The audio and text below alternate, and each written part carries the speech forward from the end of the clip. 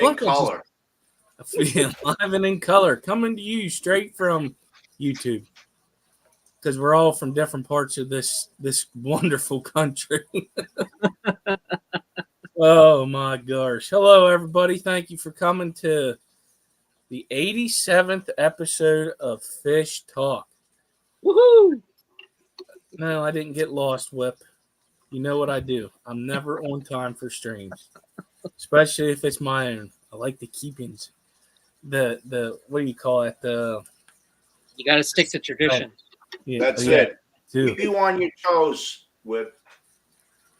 Keep you on your toes. All right, as you see tonight, our guest is Professor FishTanks, and I also got with me the one and only Paulie. He got a guy, probably for everything.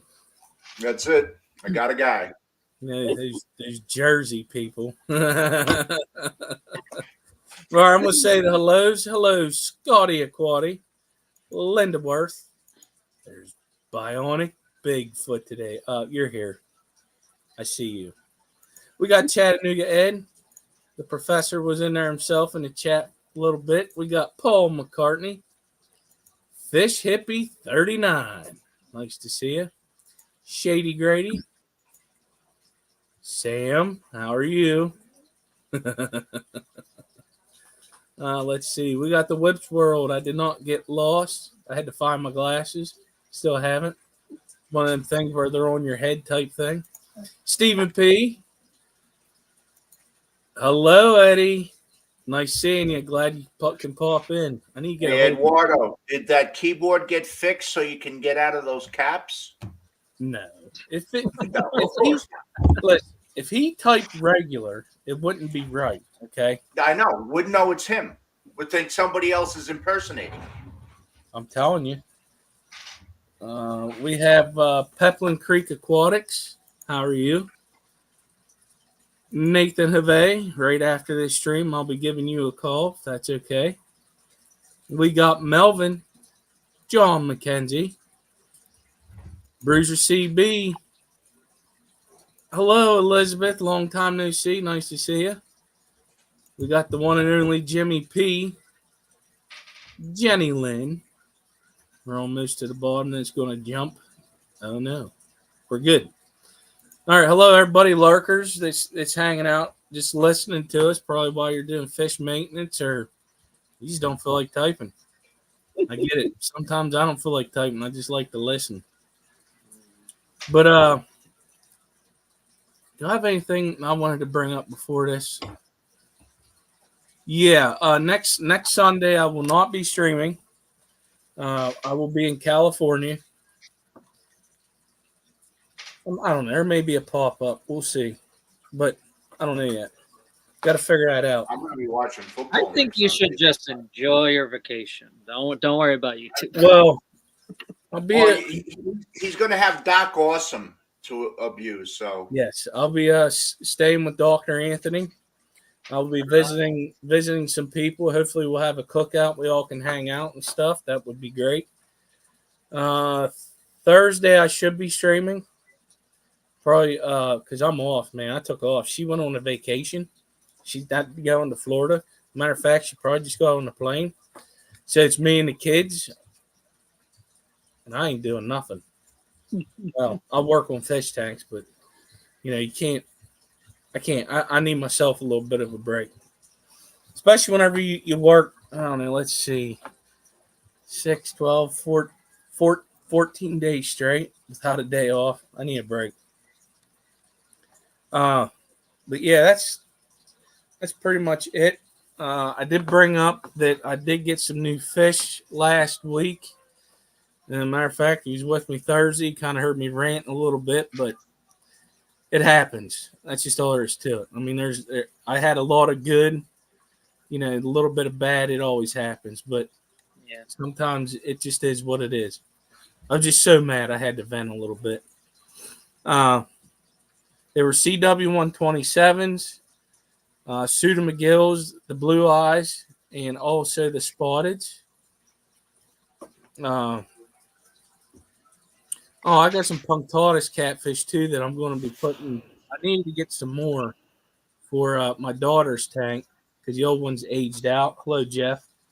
So I wanted to get more because I love them. They stay small. They don't get real big. And that's pretty much it for me. Paul, you had a little bit of fun over the weekend. I made some money, but I got some bad news. Oh. Uh-oh. The male Episto was dead in the bag. Oh, man. No. The Hey, epistle Marco. that you showed? Yeah. No. So I know who put it in the auction. So he's in my club. So I just reached out to him. He said he has more. So we're gonna take care of it. That is great. That's but like when I went to let him out, he had given up the ghost. Oh, man. So the female was fine. He just was not with us anymore. Were they back together? Yeah, they're back together. But I actually just checked on her again today, before we came on, and she was fine. It's who knows what happens. They're young with a young pair. Maybe he got caught in a bag or some shit. Who knows? Yeah. But is what it is. So I've already reached out to the guy that had him in the auction. He said we're going to be fixing the issue. That's good. That's good. He's going to hook you up. That's awesome. That's a good fish breeder right there. Yeah. So It's JD. It's the guy Huh? I got. It's JD, the guy I got. I told you about with the other pistos. I got the rednecks from. He's in my club. That's right. JD Aquatics. Yeah. Yeah. He got some pistos I'd like to get too. The rednecks, and what was that other one? The gold red shoulder, I think it was. Well, then there was he had the yellow and red hongsloys, but he's out of those. He's only got the and then he has gotta look. I know he has Agassizi's, or he had the McMaster eyes. Well, that's the redneck. He's got a bunch of them. He's probably got at any one time 12 or 15 species of Epistos. That's crazy. Wow.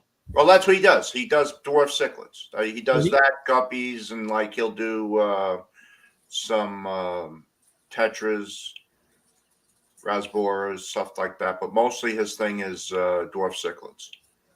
Well, he was at the Clash. I got to see the stuff he had in person. But all right, so Professor Fish Tank, you have yourself a little stream going now on Sundays, right? Is that going to be a regular thing at 3 p.m.? So I actually was going to mention it in the live stream I did today. We know the whole beat show that went today, but everything was going all over the place. But I was gonna mention to see what people thought if I did live streaming on Sunday at the same time at 3 p.m. Because it's enough time for me once I get done with Sunday school. I have a little bit of time to grab something to eat and then hop on. And because so far what I've seen is nobody really is live streaming at that time. No. So I'm considering it. Will it be like a weekly live stream? I'm not entirely sure yet. But when I do live streams, it most likely will be on Sunday at 3. It just depends on what the community thinks. If they're down with it, I'm down with it. I think it'd be a great thing. You know how you find out? Try it. Yeah. Because I don't know that there's anybody on consistently at 3 o'clock on Sunday afternoons. Yeah, I haven't seen anybody so far. It's been like. I'm sorry. No, you're going to have yourself a captive audience. Mm-hmm. Yeah. You could reach your 1,000 subscribers in a week. Well, the thing is once you keep going and you're consistent, yeah, people, you come up with stuff. Yeah, that's the problem right now is I haven't been consistent with the live streams. It's basically just I guess you can call it like a pop in whenever I feel like doing it or I think I want to do it. I'll do it. Um, but I am considering being a little more consistent and picking like a date and a time to do it. And I think Sundays at 3 is probably going to be my best thing.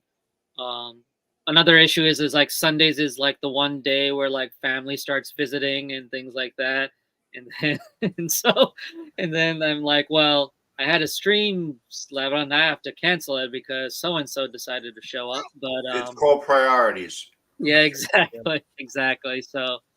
Um, but yeah, like I said, most case scenario, it's gonna be Sundays at 3. Probably not every week.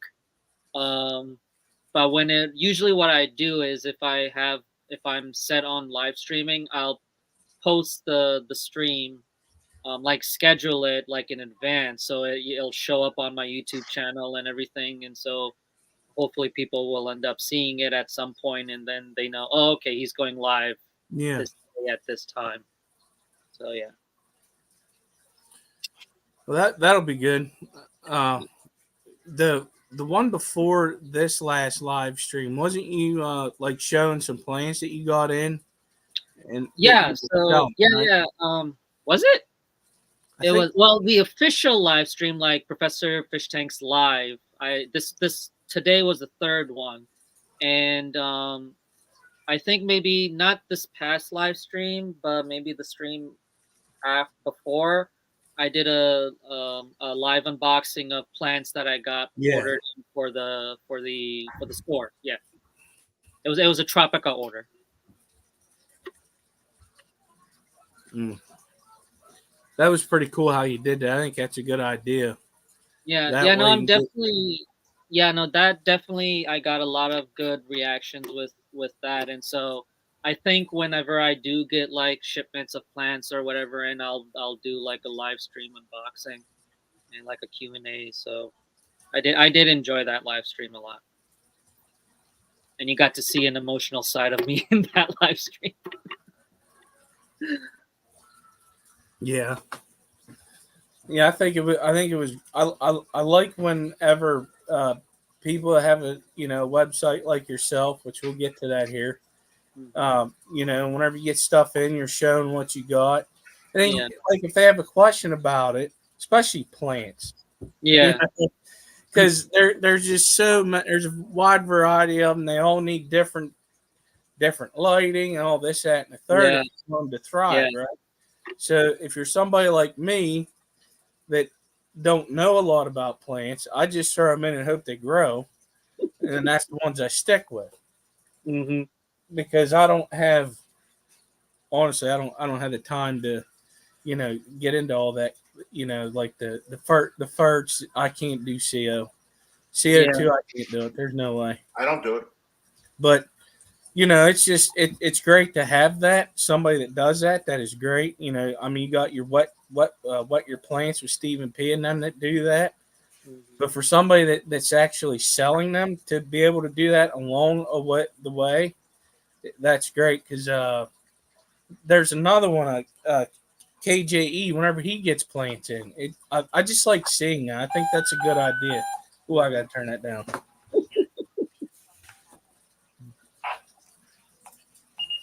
But yeah, I just think that's a great idea.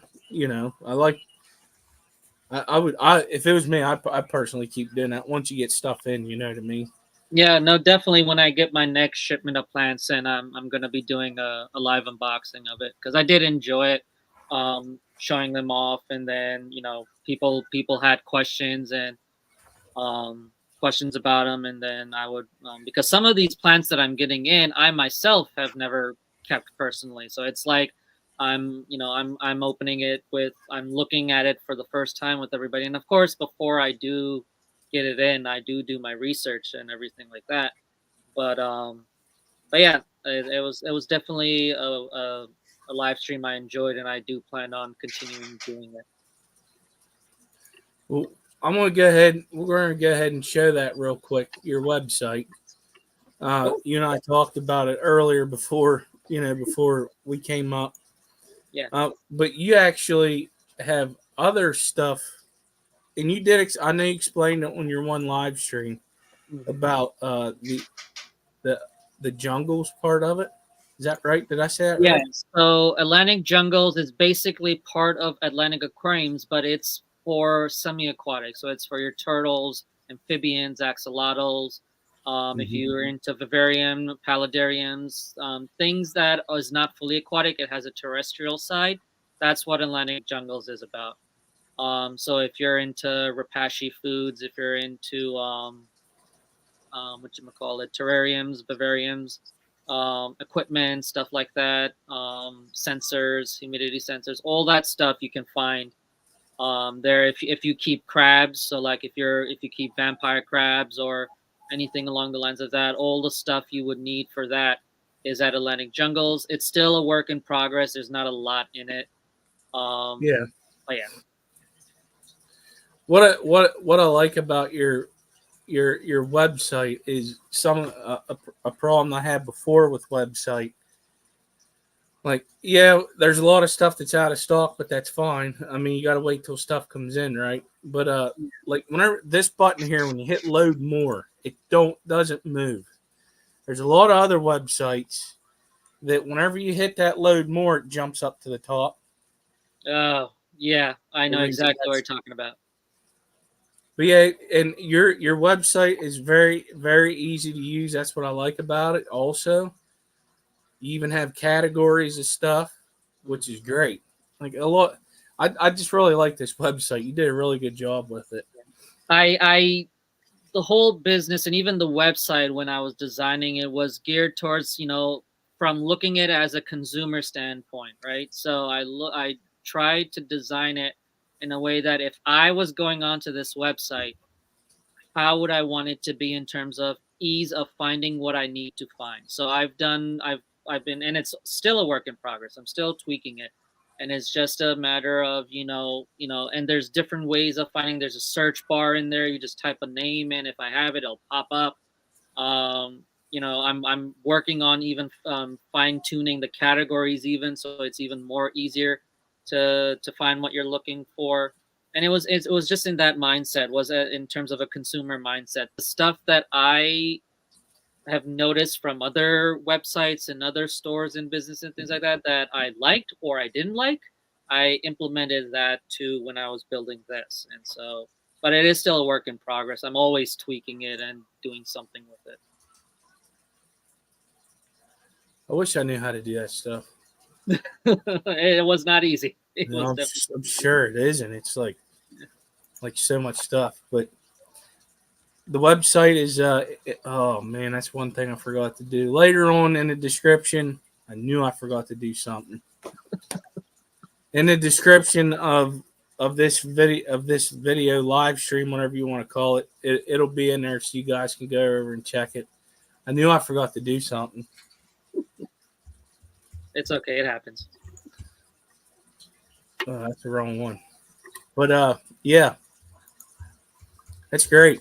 So you now do you breed your own fish and try to sell them, or So I'm currently breeding guppies. So in the tank behind me, I have the Vienna guppy. So if you follow Corey from Aquarium Co-op, he went to Europe to a show. I think it was a guppy competition or a show, and he brought back the Vienna guppies. And then through breeding and selling and everything, it's started to spread through the U.S. And I was able to get some.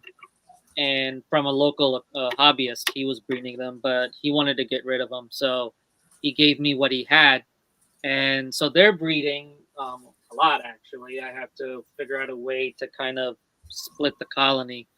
I don't have a lot of fish right now. I mean, I have these guppies. I have the scarlet endlers that I got from the clash, this past clash. I have the Daisy's rice fish in here, in the plant holding system. But I don't have anything that is ready for me to sell. Um, Most likely, I have some fish in here in terms of the Vienna guppies that I actually want to put into the fish show, hopefully for the clash, and then probably I'll end up selling them there or putting them in the auction. because I have some guppies in here that in terms that just don't have the right coloration and patterns that the true Vienna should have. So it's basically taking out the specimens that I don't want in the stock to Right. in So terms you're of gonna cull them. exactly. So it's basically, fish that either some of the fish in here have they're gorgeous fish. Like there's one male that has like the snake skin pattern, but the coloration is the Vienna coloration. The true Vienna guppy does not have the snakeskin pattern. So I have to get him out of there. So that way that gene doesn't or that gene doesn't continue to get into future generations. And so but it's a gorgeous fish, and I'm most likely going to put it in the fish show. And then after that, I'll probably, if anybody wants them, I'll sell them or put them in the auction. But I don't really have much fish really. The problem is where I am right now in the basement. I just don't have any room to do anything. I have like this tank. I have that tank. I have these tanks and that are filled, and then I have a small like the new Fluval Beta tank that came out. I have that in the dining room upstairs. Then I have like 20 empty tanks at my dad's stores where just waiting to be filled. And I'm just waiting for like when we get a new house or something, and then with the basement completely empty, and I'm just being like, this is mine, nobody touch it. It's going to be my aquarium lab. Yeah, I just don't have the room. Like there's so many fish. Like even what Polly was showing the pistogramma in the previous live stream, like it's on my list of fish I want to get. And I just don't have the room for. There's so many fish I want to work with, and it's hard for me when I go to the Clash or I go to Reefapalooza or I go to even my local fish store, and I have to push myself to leave the place because I'm like, I'm gonna buy something and I don't have the room to put it in. I've been pretty good lately whenever I'm going to them swaps because at the beginning, whenever I was, starting to set that rack up down in the basement, oh man, it was all bets were off. I was coming home with fish if I liked them. Yeah. And then, as they started to age out, or, I started getting more experience with certain types of fish that I never kept before. Yeah. It like opens up a door to like you get to see the different, the different other types of that same fish. Yeah. And it blows my mind, man. It blows my mind. Like exactly. Corey Doris, that's my favorite fish that I love to work with. And one of my things this year is to, get better with them, get a lot of them to breed, and I didn't realize there were so many different types. I bought the book. It's down in my basement. I don't have it up here, but it's like, wow. It's just, and then there's always stuff that's being discovered. Yep. Oh yeah. That's not every year. I mean, I'm a marine biologist, and like I'm still in school, and I work in the lab and all that. And not even every year, every month we get emails like the science community gets. There's like newsletters and whatnot, and we get new discoveries every time. Scientific names have changed because they've discovered something related to that group. And it's always evolving, and like even like you can't see it right now, but like this used to be a computer, like a desktop computer desk, is just filled with stacks of scientific journals and books and species handbooks and field guides that from like school and everything that's just sitting there, and even books that I've bought that I haven't even touched yet. And I'm like, I have to take time to like read them because I love reading literature about fish, invertebrates. By profession, I'm into coral ecology and conservation. So I have books on different species of corals. I've done studies with husbandry, so I do a lot of coral husbandry studies. So I have books on public aquarium husbandry on coral that I actually got from Reefapalooza not too long ago that I have to eat. I haven't even opened it up. It's still covered in the cellophane. And it's just crazy how many, and even like in the oceans, like because um deep sea biology has become very popular because they every time they do an expedition down there, they find something new, and then they have to be like, all right, we have to bring this specimen back and figure it out, and we'll let you know in a week what it is. Um, it's crazy. So you did mention in your stream earlier about this macro algae Mm-hmm. tank. Do you want to explain that a little bit for somebody like me that does not know a stinking thing about it? If you would, please. Of course. So like I've mentioned probably is I'm not just a freshwater aquarist. I'm saltwater. I have a few years of experience in saltwater in the public aquarium sector as well as in laboratory settings. So at my university, I've maintained saltwater aquaria. And during one of the live streams, it just so happened people were asking questions about macroalgae because I think somebody was on the website and the plants section is actually titled Plants and Macroalgae. And somebody asked a question about macroalgae, and the stream just ended up turning into a discussion on macroalgae. For those of you who don't know what macroalgae is, it's basically Kelp. single-celled algae that's in a almost like a colony, and it's like your traditional seaweed. The Caulerpa species is like the closest you can get to a cartoony seaweed. It's different than what we would call pest algae, or anything along the lines of that.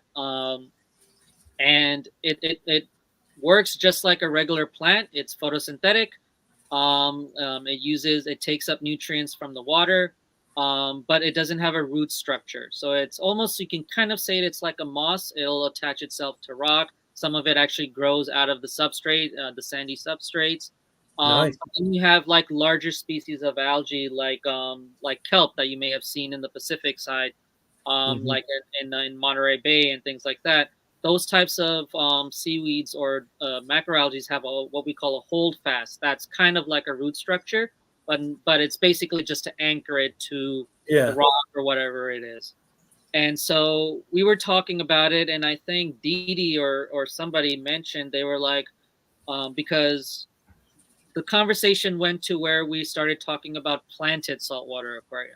So it's basically like a lot of people who are more into the freshwater aquascaping transitioning to saltwater, but they still have that freshwater planted itch.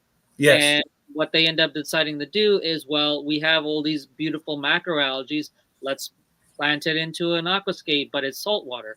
And that's actually recently in the past few years has started to gain a following in itself, because you have your reef hobbyists, the ones who keep coral, Mhm. and now you have people who are keeping just macroalgae in their system. It's still Oh, saltwater, but it's instead of coral, you're keeping macroalgae. see, I And never knew that. yeah, That's and awesome. excuse me. And so um, and so somebody in the chat mentioned, they were like, well, Professor, why don't you set up a macroalgae scaped tank and have it on display at the Clash, and people that are interested in it can actually see it in person and discuss about it and things like that.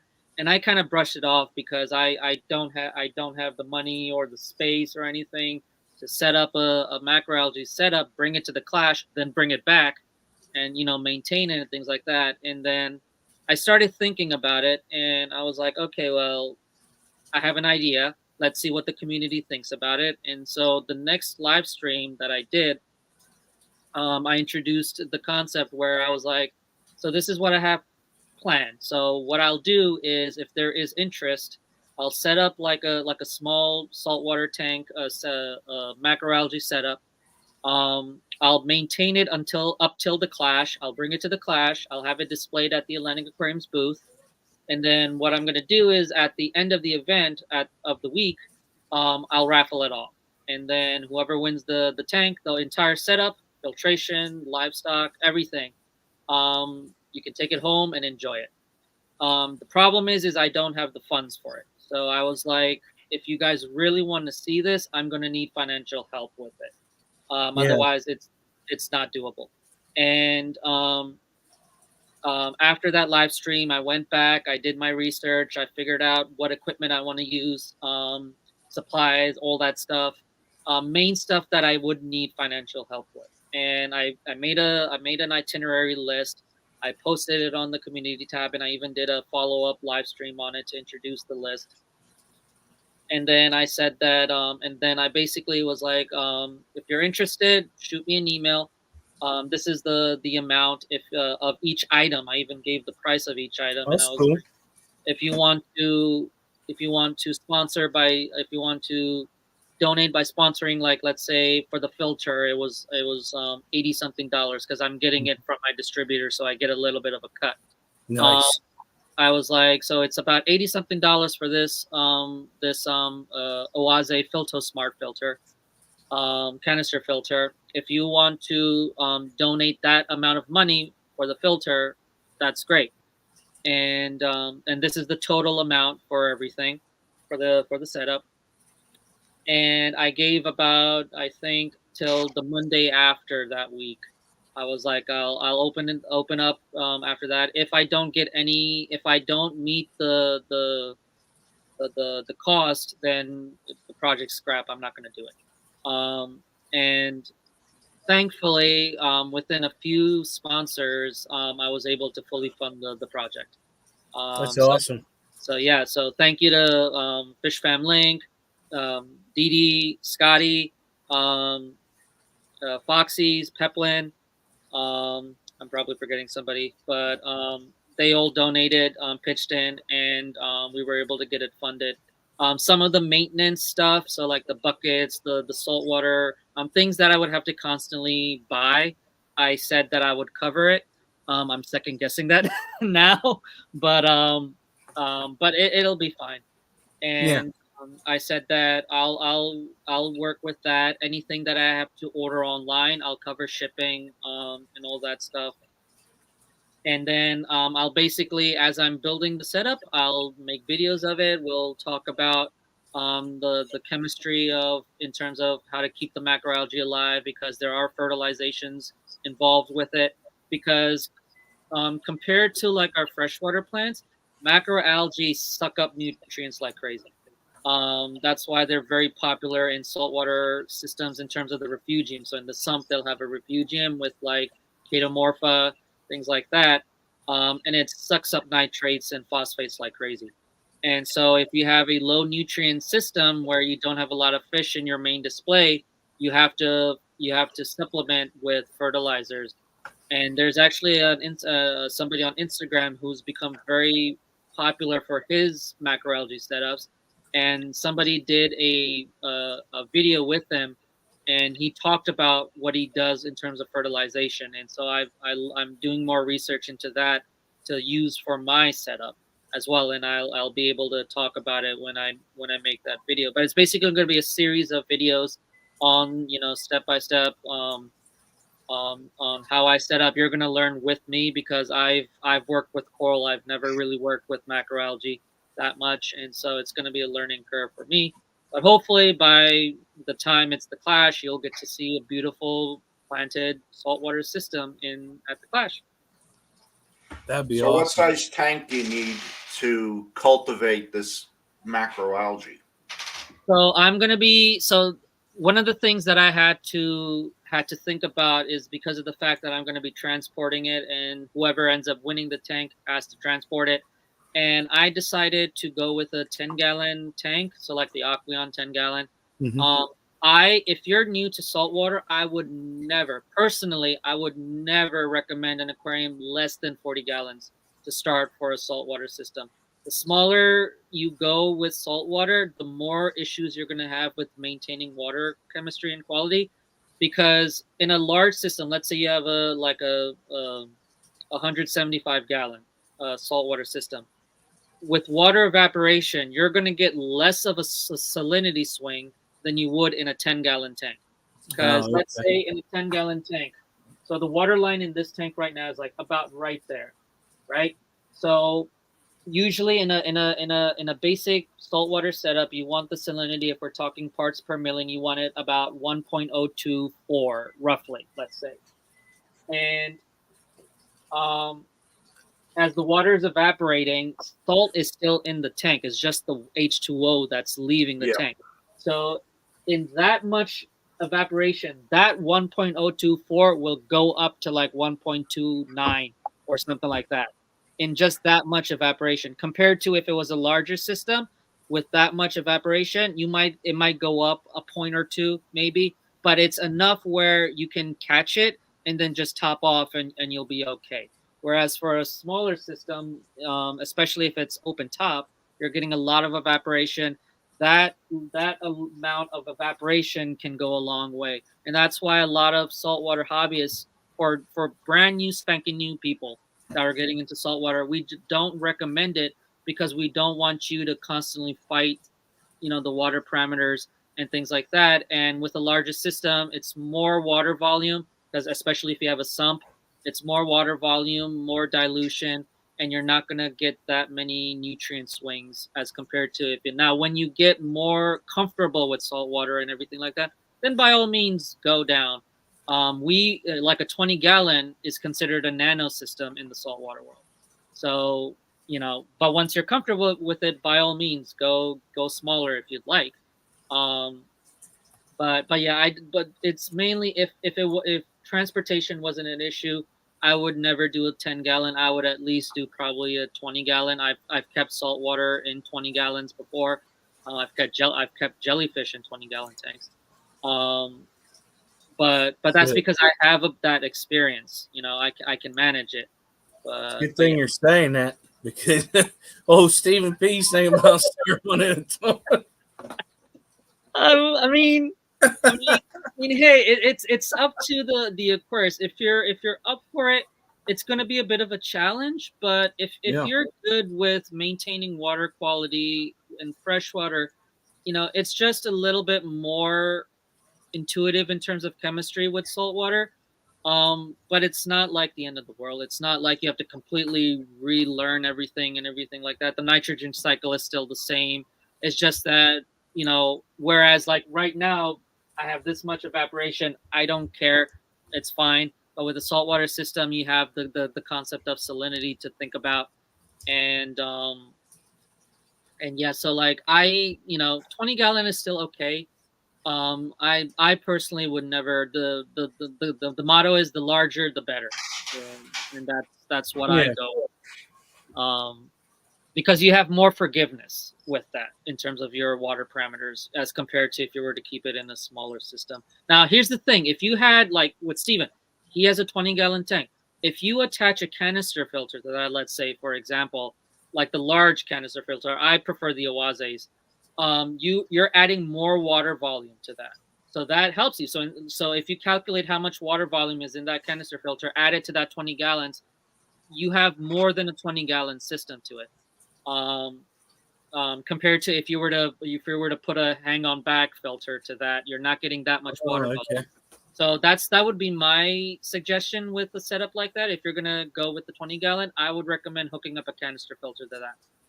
You're gonna get good water circulation with that, which is important in a saltwater system, depending on what you're keeping. And you're getting more water volume, and that's gonna help you in the long run. I know a guy uses hang on the backs for them. Yeah, yeah. For I've people that keep like the 10-gallon saltwater systems, they'll use a hang on back filter. They'll modify it a little bit. But Yeah. it's definitely doable. And Yeah, I he prefer actually, the aqua clears are very good for that. yeah, I think matter of fact, I think that's what he uses. And it's on the bigger tanks too. He don't Yeah, use sumps. He's been doing yeah. it for No, a long time. it's definitely doable. I'm just one of those people where I would rather just have a something than It's, anything like no, that. I get it. It'd be much easier. I get it. Well, yeah, But with for all that tech that people, they have for salt, they put it yeah. in sumps. Oh yeah. Well, that and for the people who ain't got a lot of room, it's good to know DIY ways to, you know. But Absolutely. once you learn it, There's a lot of built yeah, all-in-one systems too. So that's true too. I have a water box Cube 20 that is going to be my first saltwater, my own personal saltwater tank. And it's an all-in-one, so the filtration is built into the tank, and so I don't have to worry about a sump or anything like that. Everything just goes right back there. I can put it on whatever type of stand I want to, even build my own stand if I want. So there are options for all-in-one systems too. So if anybody has any issues with space, it's definitely doable. I mean, you could use the Fluval does the flex in salt systems. Yep, I they mean, do. I have one. I'm using one for fresh, but that's sump in the back. Yeah, It's great. I mean, there's a lot of flow through it. You got a good pump. Put your heater yeah. back there, and away you go. And with the salt version, they have a protein skimmer designed to fit back there as well. So you don't really need it, but it depends. I'm a skimmer guy. I love protein skimmers. I think every saltwater system should have a skimmer of some kind. So like if I was to get the Fluval C is what they call it, I would plop that protein skimmer in the back there, and you're good to go. The lighting is good. It's the Fluval systems are great if you're getting into saltwater. It's great for easy to maintain corals, things like that. It's got good enough flow. You might need to add a wave, like a small wave maker in there. But yeah, it's a great beginner kit in my opinion. What do you think about your water box tank? Have you opened it up yet? I have looked in. So there's a funny story with the water box, and I think I mentioned it before, but I won that tank in a raffle at Reefapalooza. One of the years I went to Reefapalooza, and I didn't even know it was gonna be a raffle. It was gonna be in the raffle, and that same year I was actually looking into getting a water box, but I was looking into getting the 10-gallon one. And but they're just really pricey. And Yes. but I was saving up for it actually. So I was looking into it, and I was like, I want the water box. And so I go to Reefapalooza, and lo and behold, there's a water box sitting on the table, and I'm like, oh cool! Every single person is gonna put their ticket in that. And it always happens. They always have an aquarium kit as like the centerpiece of the raffle. And it's never the same. So I went, I believe, on a Saturday. That they wouldn't have a water box on the Friday. If I went on a Friday, that water box wouldn't have been there. And so I just got lucky. But I think I spent about $100 worth of tickets, and but like there's a whole bunch of stuff that I was just putting in there. I never win raffles, so I wasn't really bringing my hopes up. But I was really eyeing that water box, so most of those tickets went into that, and I think that probably had something to do with it. But again, like I said, you getting like hundreds of people coming to this event, and everybody is putting at least one ticket in the raffle box for that tank. So I wasn't really getting my hopes up, and I was there with friends. Actually, it was the only time that I went to that event where I had people I knew with me, and so we're there, we're waiting for them, and they always do that raffle last. They always announce the winner for that last. So I was there for the entire thing, and yeah, it was torture, and I have my tickets with me, I have the stubs with me, and they finally do the water box raffle. He pulls it out. He says the number. I look at my thing, and I had to do a double take at it and like really look at it. And I was like, did he really? And even I asked my friend, I was like, did he just say that number? And then they usually repeat it again. And at the top of my lungs, I was like, it's me. And I was like, my heart rate went up. I was like, did I seriously, a 10-gallon tank that I was looking on Waterbox's website not like a month ago, and now I just won the 20-gallon version? Are you kidding me? That's And nice. I was in ninth heaven. Like people were patting me on the back. They were like, congratulations. I was shaking when I got there, and they checked my ticket. They're like, yep, you're good to go. And Wow. when the adrenaline went away, when the high went away, I'm like, oh shoot, I came in my car. How am I supposed to take this home now? So I'm sitting there. I have other stuff that I bought at the event, right? So I don't have anybody else with me. My friends ended up leaving earlier, and which I texted, and she was like, you know what? It's funny. I was telling my boyfriend, I was like, he's gonna win that. There's no way he can't win that. And And I'm like, I have all this stuff, and that's it. That tank was not light; it was heavy. And I'm like, I now have to carry it all the way to the parking garage and figure out how to put it in that tank or put it in the car.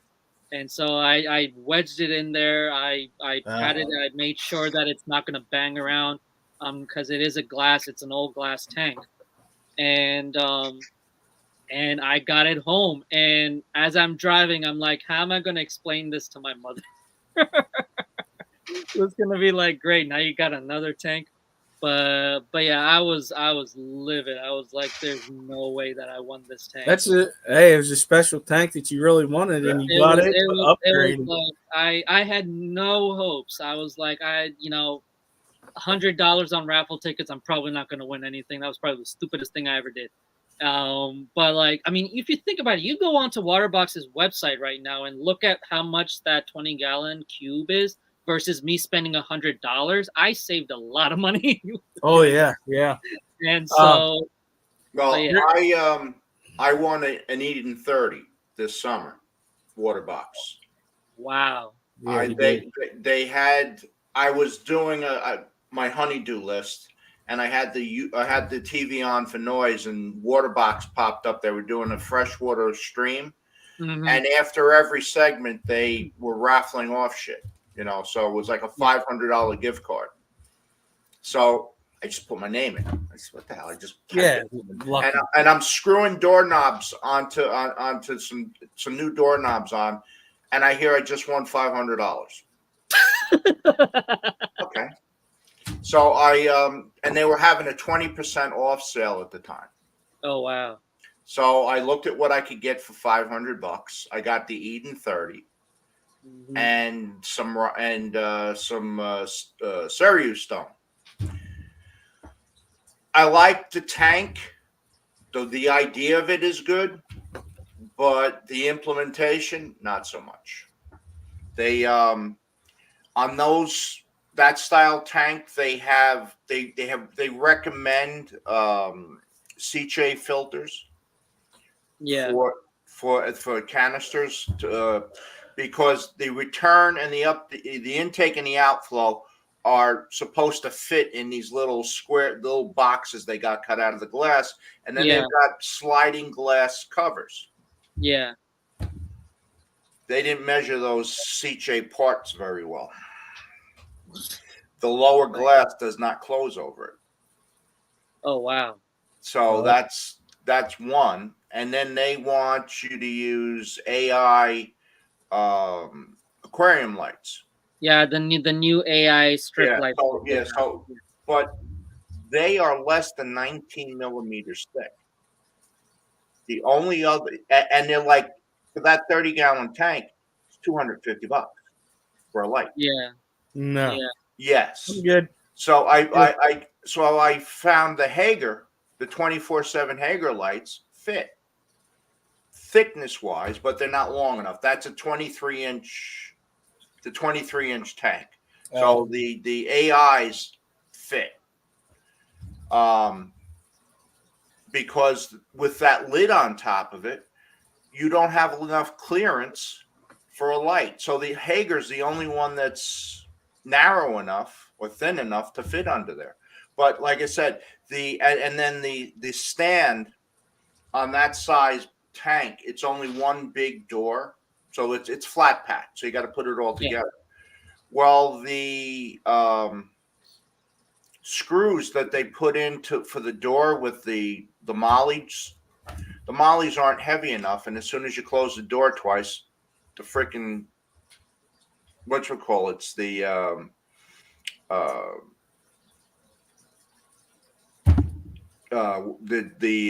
the hell am I thinking?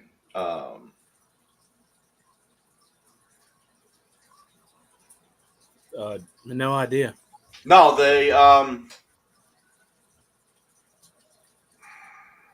now my brain's fire.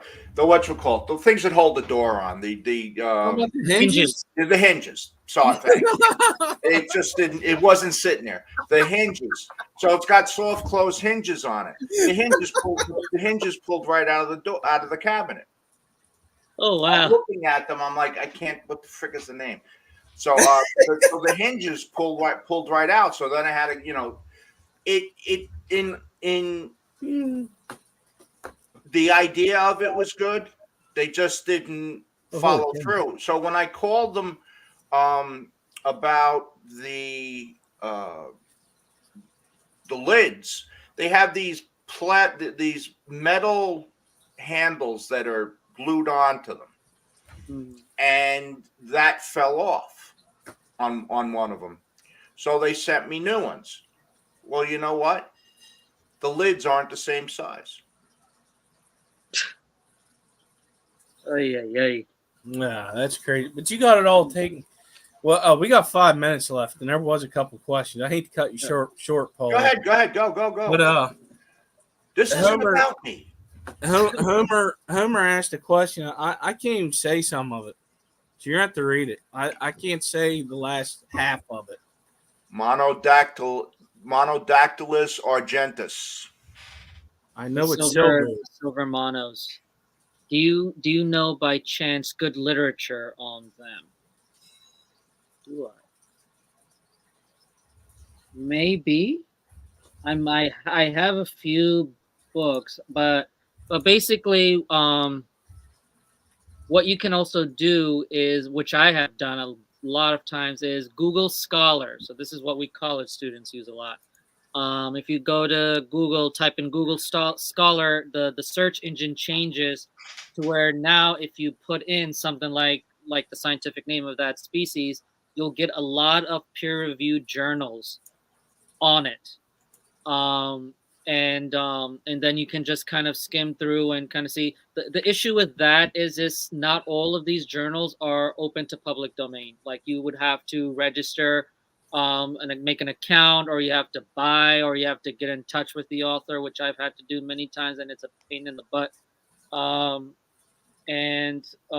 But there are you can filter it, so there are ways to find only articles that are more pertain to what you're trying to look for. In terms of like books and things like that, I'm also pretty sure there are out there. It's just a matter of just hunting and just Googling and seeing it. And also what I tend to do a lot before I even buy a book is I will look at the authors and do a background check on the authors to see what experience they have, or if it's a scientific journal, what their credentials are and things like that. That's just me in terms of doing a peer review of it. That would be my suggestion, is like there probably is Google Scholar is your first step to finding it. Just let me interrupt here real quick. Did anybody say Y-Rock's name 3 times? No, we didn't. He just showed up. Yeah. Well, Homer said he found nothing on breeding, but he can buy the captive bred ones. But there's a way to find it. You just got. It's sometimes it's hard to find information the easy way. Sometimes you have to go through all them hoops. Big Steve wanted to know about that tank you said about raffling. Are you going to donate to the clash, or are you just going to raffle it off? So I was thinking of it. However, Scotty, the chairman, the head honcho of the clash, was like, "No, you're not going to do that. You're going to raffle it off, and it's going to help benefit your business." Scotty, bless that guy. He's been a big supporter of me and in the business and things like that. And he's like, as much as we would love it, we would rather our vendors get some benefit than us. And he was like, don't bother doing that. Just have it on your booth, so people can get some eye candy and just raffle it off. And in order to get into entry for the raffle, what has been decided is you have to buy from Atlantic Aquariums, and then for every purchase you'll get a ticket, and then you can put it into the raffle. And then towards the end of the event, the week-long event, so on Sunday is when I'll most likely have Scotty do it and just pull the number out. You have to be present at the time of the raffle to then get it, and then I'll help you drain it and everything like that, and you're good to go. That's good though. I mean, I like that that's cool that they suggested that, that to do that to help your business. I like it. But most Well, of the revenue or the profits that I'll get, a percentage of that I will donate to coral reef restoration. Um, Even some people were even against that. They were like, "No, put it towards your store and the finances and everything." And I was like, "No, I wanna give. If I can't give to the Clash, I'll give to a foundation that I personally like, and so I'm gonna donate some of the profits to coral reef restoration." that's cool though, because that's a big thing that needs to be. Oh yeah, I've seen some videos on some of the colleges down in Florida yeah, that's been doing that, going out off the coast there and yeah. trying to restore the reefs, which is great. Well, this is a great stream. I learned a lot. I like. Thank you very much. Thank you for having me. With that being said, I want to thank you for being on here on the stream. Paulie, as always, I'm thankful that you come up and help. Moderators, everybody in the chat, lurkers, people that just came in for the first time, I really do appreciate it. Thank you very much. I enjoy doing this. It's my hobby. I love doing this stuff. Professor, you have anything else you want to tell about anything coming up, your next live stream or whatever? So yeah, first of all, thank you, Skipper, for inviting me on. Thank you guys for stopping by. Um, the next live stream isn't too far away. Um, I just don't have it scheduled yet, but I appreciate the support. If you don't follow, I'm very active on my Instagram, so if you have Instagram, follow me on Instagram. And if you have any questions about anything, I'm always excited to answer any questions and things like that. Yeah. Paulie? Keep your tanks clean and stay fresh, cheese bags. No, that never gets old. All right, everybody. Y'all have a good night. Thanks for coming. Good night, everybody. Enjoy the rest of your Sunday. Good night. Go over to Susie Q. She is starting now. All right. Goodbye.